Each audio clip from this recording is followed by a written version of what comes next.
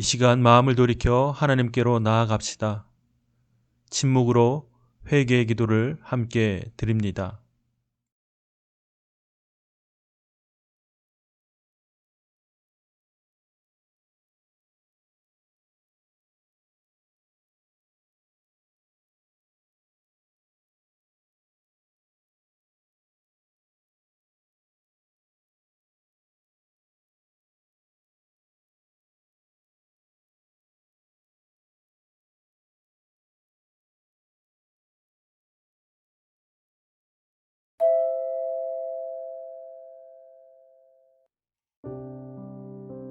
금요일 우리에게 주시는 하나님의 말씀은 로마서 8장 18절에서 25절까지의 말씀입니다.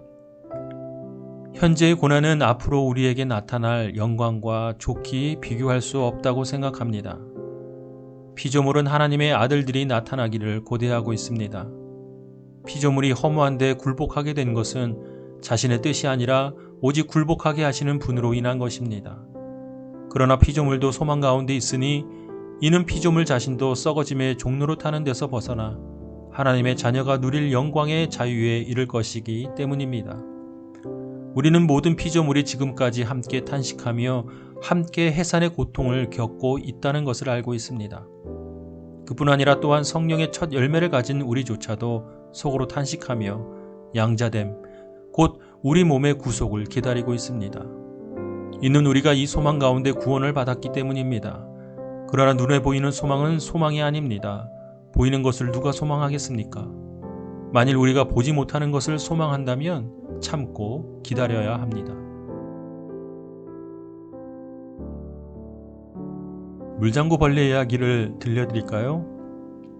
연못에 사는 물장구 벌레들은 백합줄기를 타고 하나둘씩 올라간 친구들이 돌아오지 않는 것을 어느 날부턴가 이상하게 여기기 시작했어요. 그들은 서로 의논한 뒤에 자기가 그런 일을 겪으면 꼭 다시 돌아와서 다른 동료들에게 왜 올라가서 다시 돌아오지 않는지에 대한 이유를 말해주기로 약속했습니다. 어느 날 그들 중 하나가 백합줄기를 타고 땅으로 올라가 꼭대기에 잎사귀로 들어갔습니다. 그리고 날개를 펴고 한 마리의 아름다운 잠자리가 되어 하늘로 날아 올라갔습니다. 그런데 그는 전에 친구들과 했던 약속이 생각났습니다. 그리고 이내 왜 아무도 돌아오지 않았는지를 깨닫게 되었어요. 자신이 더 이상 물장구 벌레의 세계에 속하지도 않고 또 그곳으로 돌아갈 수 없다라는 것을 깨닫게 된 것입니다. 그리고 돌아간다 해도 그들이 자신을 알아보지 못할 것이라는 것을 깨닫기 시작했기 때문입니다. 죽음에 대한 생각은 늘 우리를 두렵게 합니다. 그러나 우리는 두려워할 필요가 결코 없습니다. 먼저 간 사랑하는 사람의 소식도 애써 들으려 할 필요도 없는 것입니다. 하나님께서는 우리가 알아야 할 모든 것을 성경을 통해서 알려주셨고 또한 말씀하십니다. 그리고 무엇보다 예수님께서 그것을 친히 우리에게 삶으로 보여주셨습니다. 그러므로 우리는 믿음으로 행하고 또 소망 안에서 하루하루를 성실하게 살아가야만 합니다.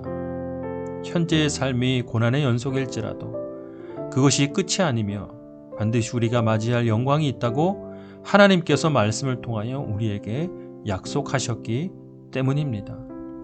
오늘 하루도 그러한 최선으로 살아내는 우리 하나 가족이 되기를 바랍니다.